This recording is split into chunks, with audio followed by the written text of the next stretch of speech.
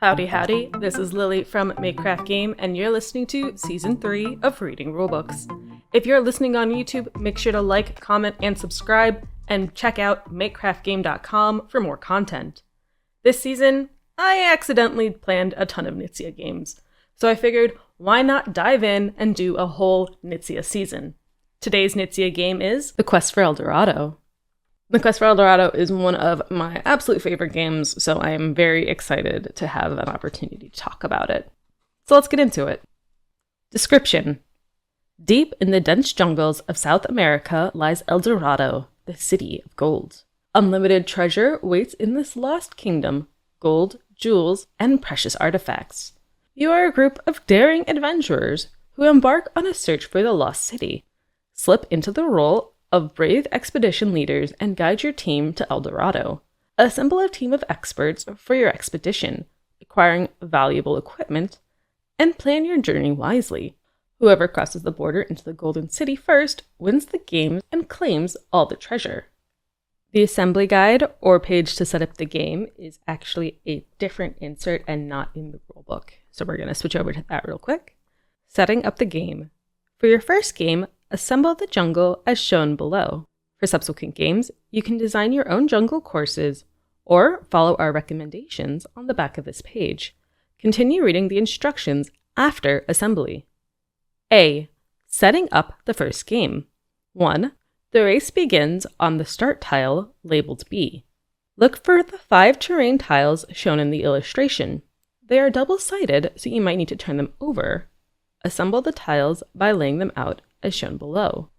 For this setup, you'll need tiles B, C, N, I, and K. 3. Align the ending tile as shown.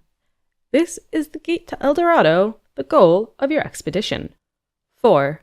Shuffle the 6 blockades face down. Put a random blockade on each connection between 2 terrain tiles. Then turn it face up.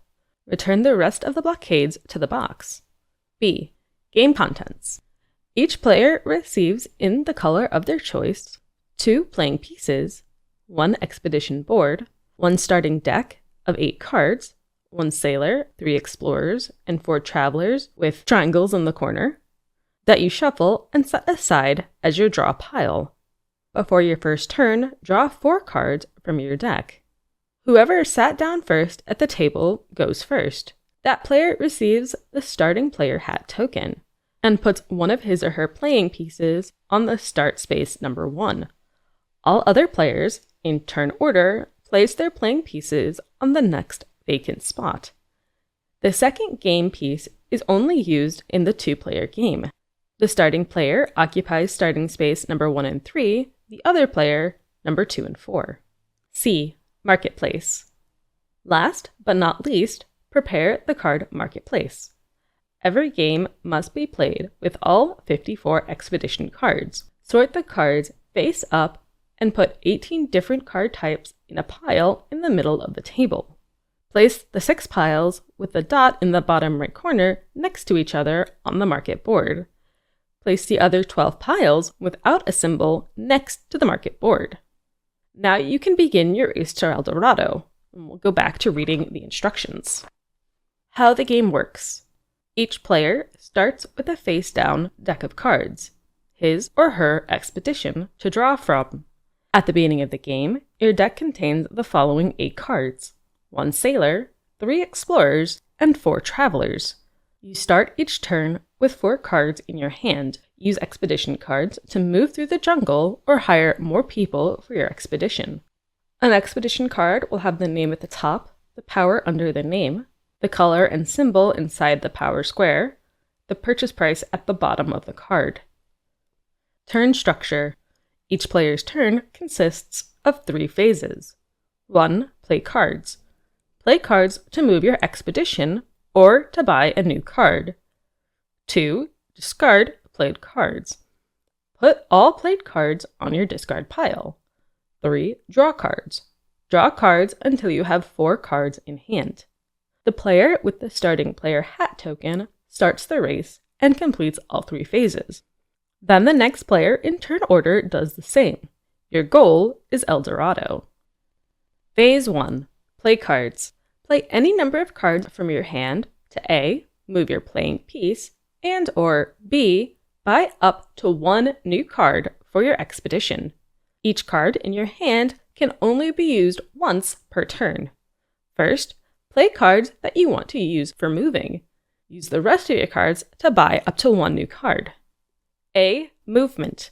The path to El Dorado leads through different types of terrain: landscape, green, yellow, blue, rubble, gray, and base camp, red. Each hex space shows the requirements you have to meet to move onto it. The more symbols depicted on the space, the more difficult it is to move there. The number of symbols equals the power space. Landscape spaces. Play one card from your hand and place it above your expedition board. Most cards have a power value. The power value allows you to move one or more spaces of the same type adjacent to the position of your playing piece. Then you may play another card to make an additional move. Any played card must meet two requirements. 1. The symbol on the card must match the color or symbol on the space that you want to move to. 2. The power value of the card must be equal or higher than the power of the space. If both conditions are met, you move onto that space. If you have leftover power, you may use it to continue moving to the next space. The same two requirements apply, but you first subtract the power you have already spent from the played card's power value. You can stop moving at any time. In that case, you lose any unspent power immediately. Important: you cannot combine multiple cards to move onto a landscape space with higher power value. Example: Sarah plays an explorer which has 1 green power and moves 1 green space. Then she plays a scout that has 2 green power and moves 2 spaces worth 1 each. Finally, she plays a trailblazer which has 3 power and moves onto a 3 power space. Special spaces. To move onto a rubble or base camp space, use any cards from your hand. The number of symbols on the space indicates the number of cards you need to play. The identity of those cards is irrelevant.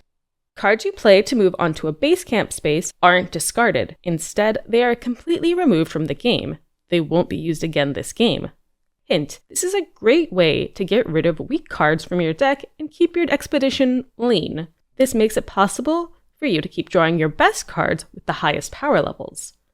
Important: you can never move onto mountains or spaces that are already occupied by other playing pieces.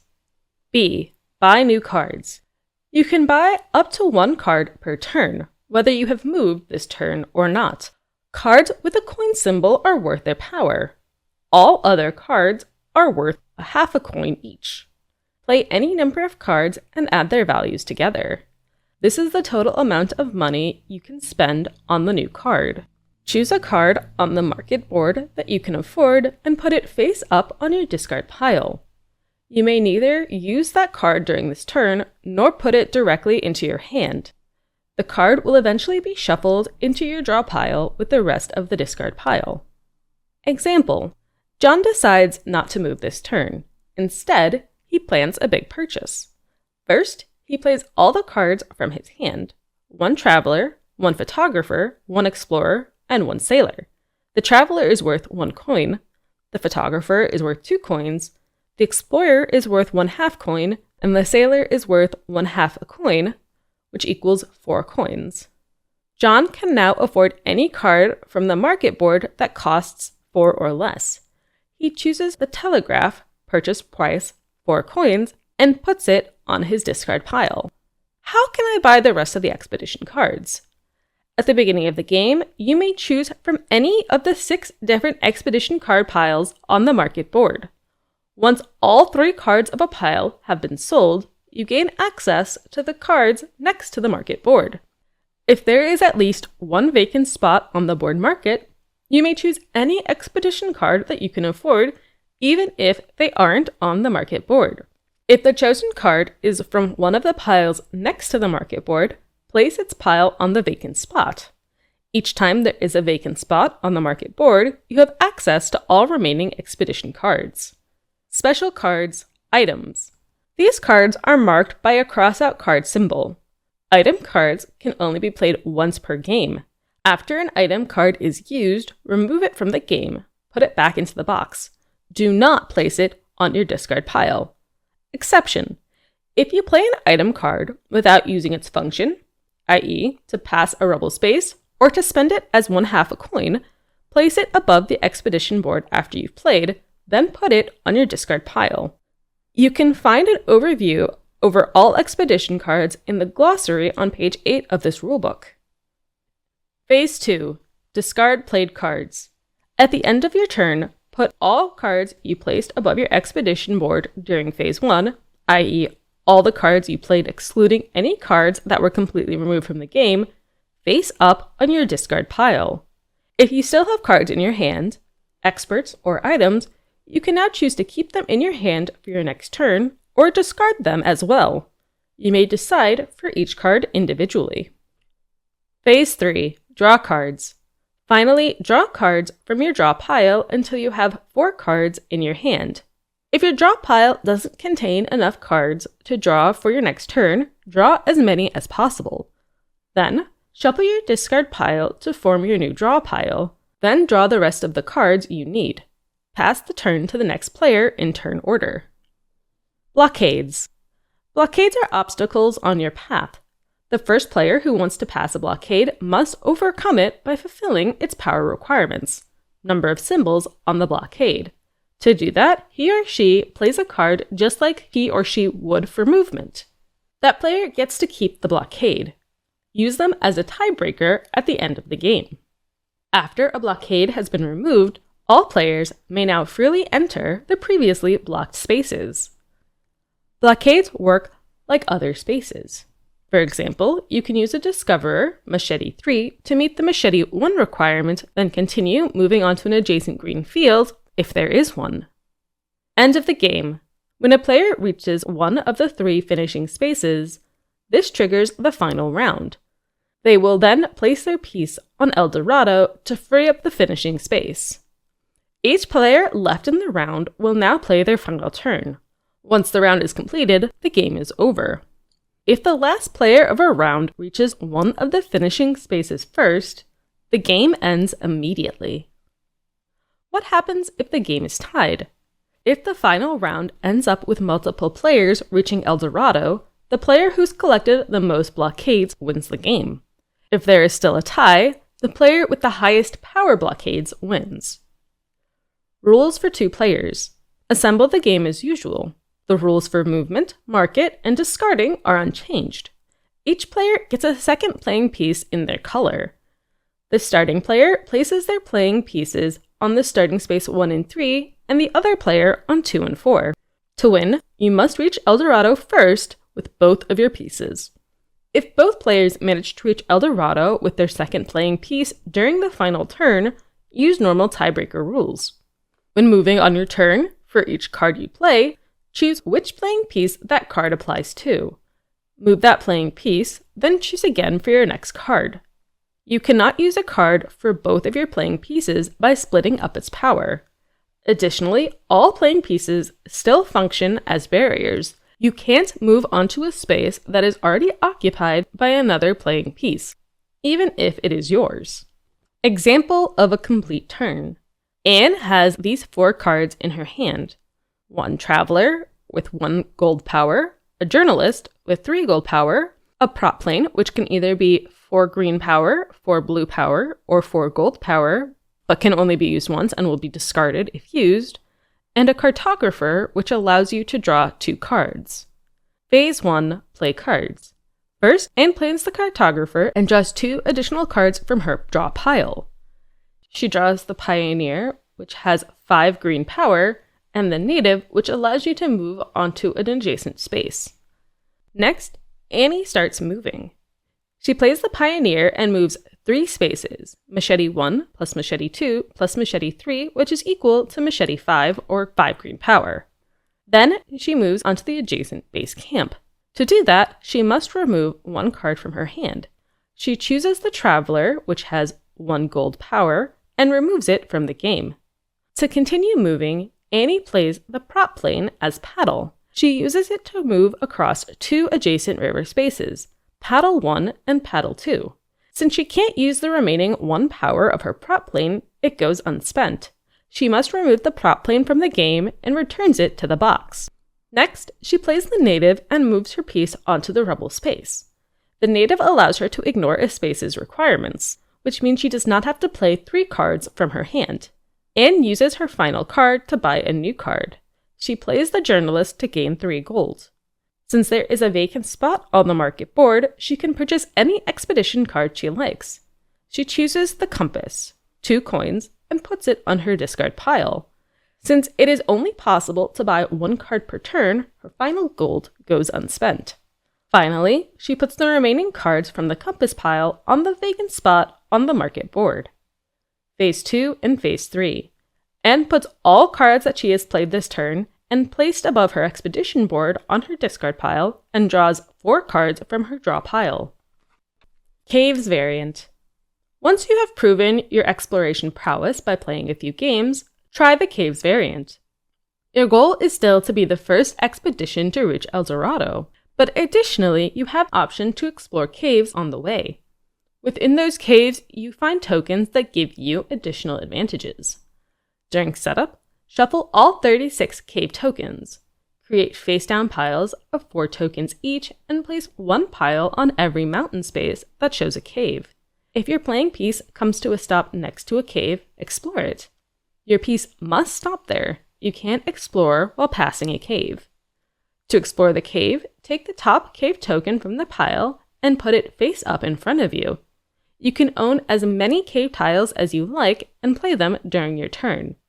Note: to explore the same cave again, you first need to move away from the cave, stopping on a space that is not adjacent to the cave. Then you can move your piece to a space next to the cave again.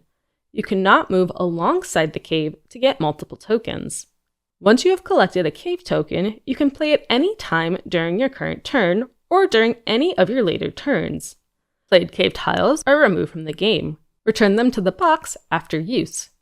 Example: Julian plays a scientist and moves his piece onto the jungle space next to the cave. He takes the top cave token and places it face up in front of him.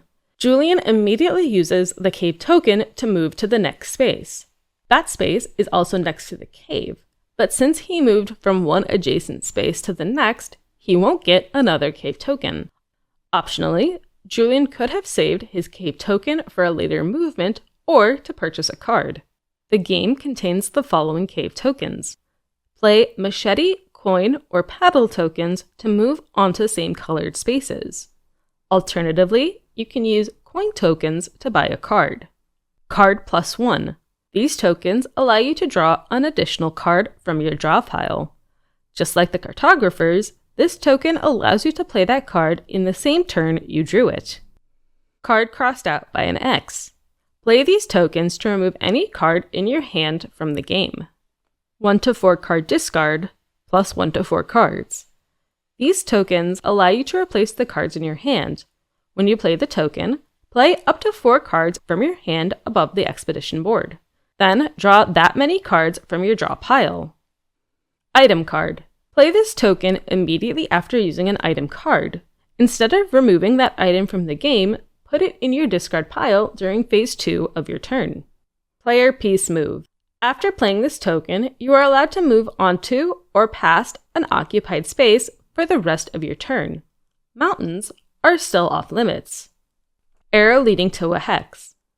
This token works just like the native. Use this token to move onto any adjacent space, ignoring its requirements. You cannot use this token to move onto an occupied space or a mountain. Rotation between the 3 symbols. Play this token to change the symbol of the next card you play.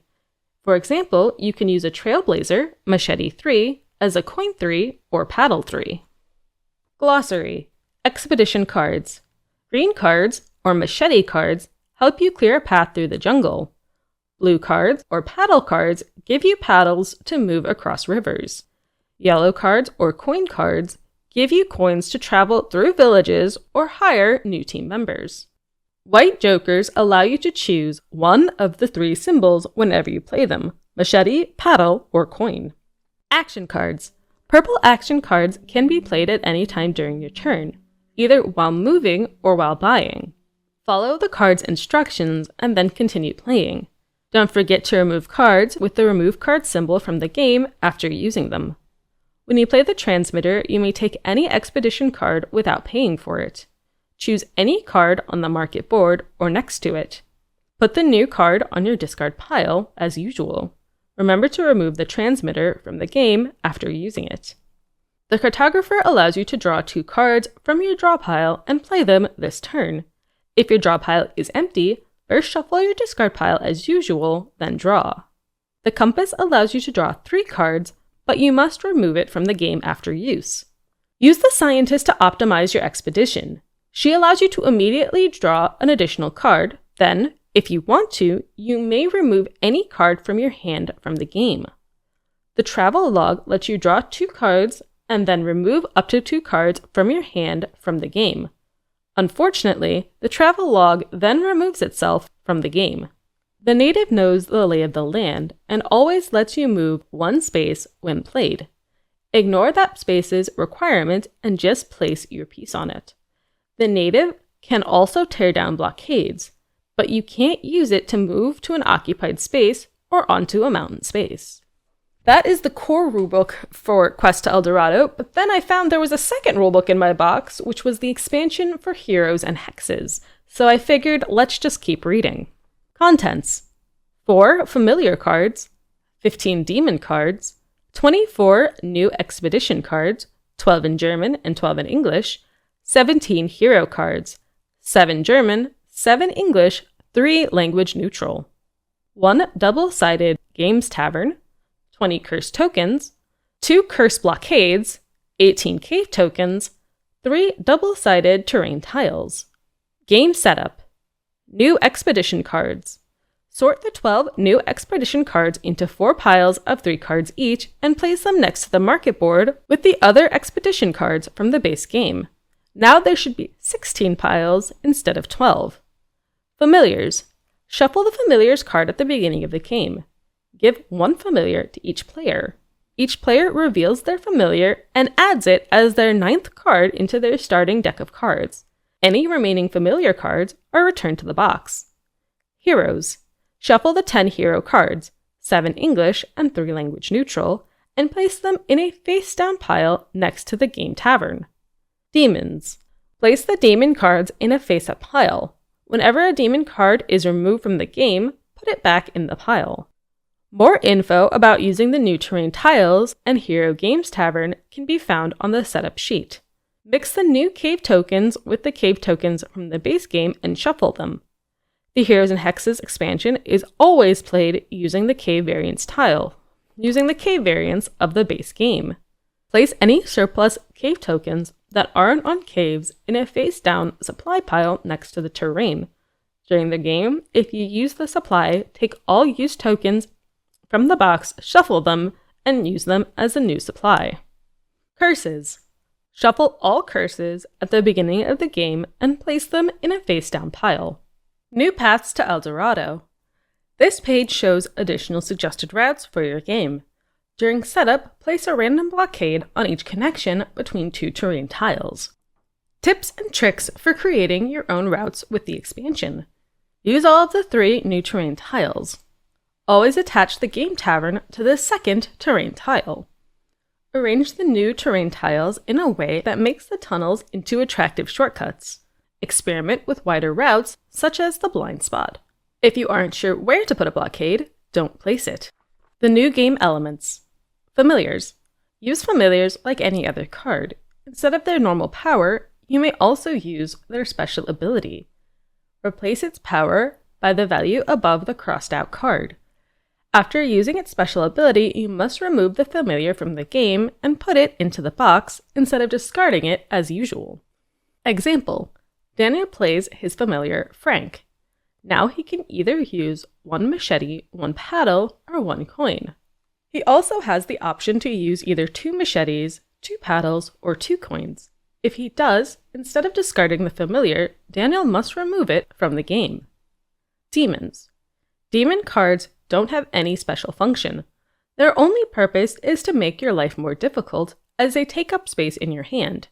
However, you can still discard them to move onto rubble space, or use them in the marketplace as 1/2 coin. Like any other card, unused demon cards may be discarded at the end of your turn. Hero Games Tavern. During your turn, if you enter movement for the first time on one of the Hero Games Tavern spaces, pause your turn. Turn the top 3 cards of the hero card pile face up for everyone to see and choose one of them. Put that card straight into your hand. Shuffle the remaining 2 cards back into the hero pile. Then proceed with your turn. You may play the chosen hero card during your current turn. Each player may only hire 1 hero per game for their expedition. You can find a list of all heroes on page 5 of this rulebook. New landscape spaces. The new terrain tiles feature new landscape types. Demon space. To move onto an unoccupied demon space, you don't play a card. Instead, you must draw a curse for each demon face shown on the demon space and place it in front of you. Some curses are triggered immediately when you draw them. Others stay with you for some time. You can find a list of all curses on page 4 of this rulebook. If an effect tells you to ignore the space requirements while moving, i.e., when using the native, don't draw a curse. Tunnel space. Moving onto a tunnel space works just like moving onto a demon space. Tunnel spaces on the same terrain tile are treated as adjacent spaces. If your piece is on a tunnel space, you may either move onto an adjacent space or through the tunnel onto another tunnel space on the same terrain tile. If you do, you must also draw curses for the target tunnel space. Blockade. The new blockades work just like demon spaces. To pass a blockade, you must draw a curse. Curses. Sometimes, when moving your piece or when playing a specific card, you must draw a number of curses. Curses are drawn one by one and placed face up in front of you. Some curses are triggered and lifted immediately, red border. Others stay with you for some time until you lift them, black border. Lifted curses are removed from the game and put back into the box. During the game, if the curse pile is used up, take all lifted curses from the box, shuffle them, and use them as a new face-down curse pile. Lethargy. You cannot use the shown symbol until you have lifted the curse. To lift a curse, discard the necessary combination of cards and/or cave tiles. Discard at least as much symbol power as shown on the curse. If you overpay, any remaining power is lost. Example: you have drawn the green curse with 2 machetes. To lift it, you may either discard 2 explorers or 1 trailblazer. Misery. You cannot play purple cards. To lift this curse, discard any purple card without using its function. Torment. Immediately draw a demon card and put it on your discard pile. Cave Favor. You cannot play cave tokens. To lift this curse, put a cave token back into the box unused. You may still collect cave tokens while this curse is active. Misfortune.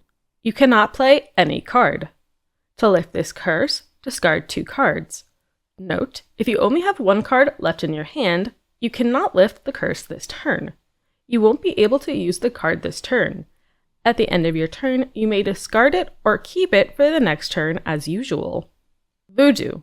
The player sitting to your left immediately moves your Just Move piece 2 times to an adjacent unoccupied space. No mountains.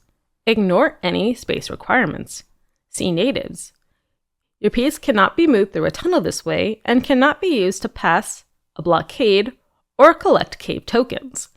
Neighborhood effects are ignored. Paralysis. In turn order, each other player may immediately move all their pieces onto an adjacent unoccupied space, ignoring any space requirements. See native. Your piece cannot be moved through a tunnel this way and cannot be used to pass a blockade or collect cave tokens. Neighboring effects are ignored. New cave tokens. Demon Banisher. Place this token face up in front of you. Use the Demon Banisher to put a demon card from your hand onto the discard pile of any one player of your choice. Curse Protection. Place this token face up in front of you. Later in the game, whenever you draw a curse, you may look at it and decide if you want to be protected from that curse. If you activate the protection, put the cave tile together with the failed curse back into the box. Geologist step.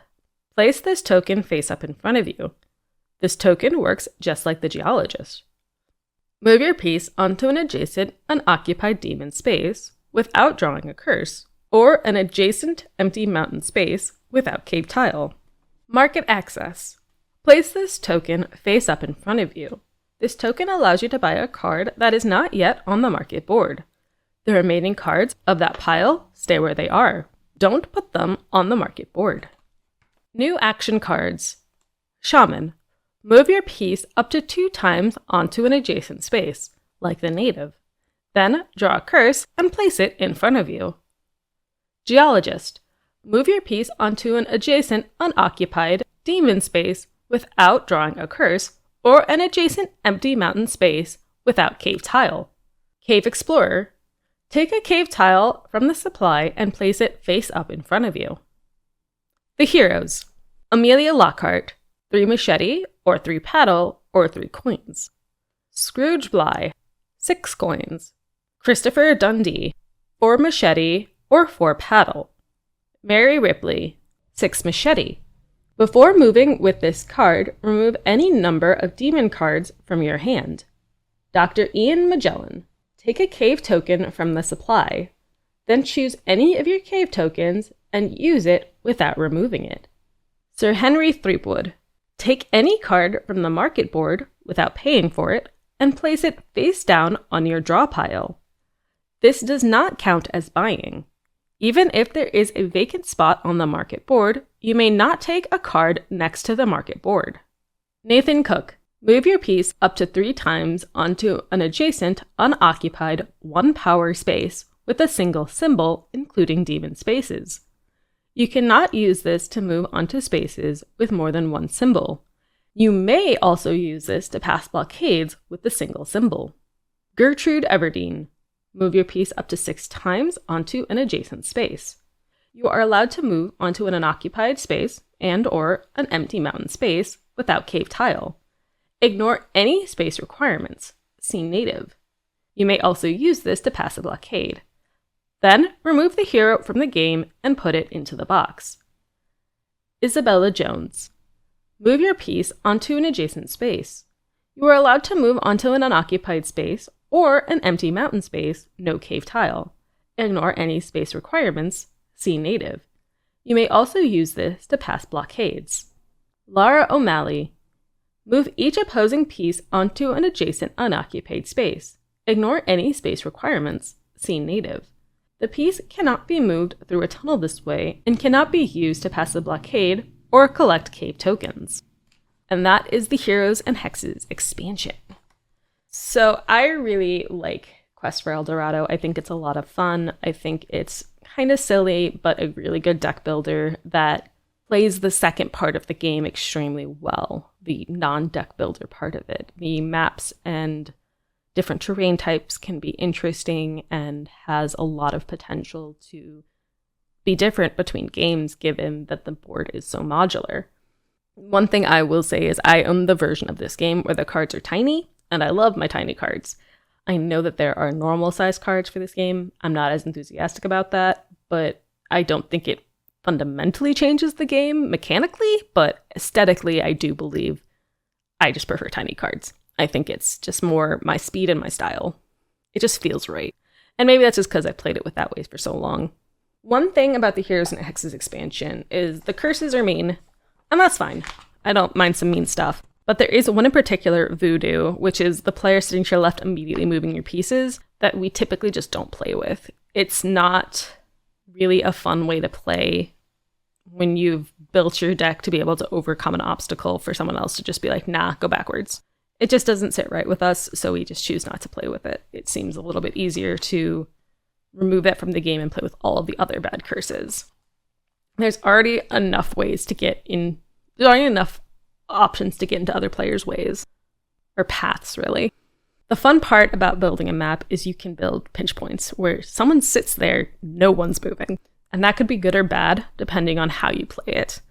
The other interesting thing that I find is that all of the market spaces have 3 cards.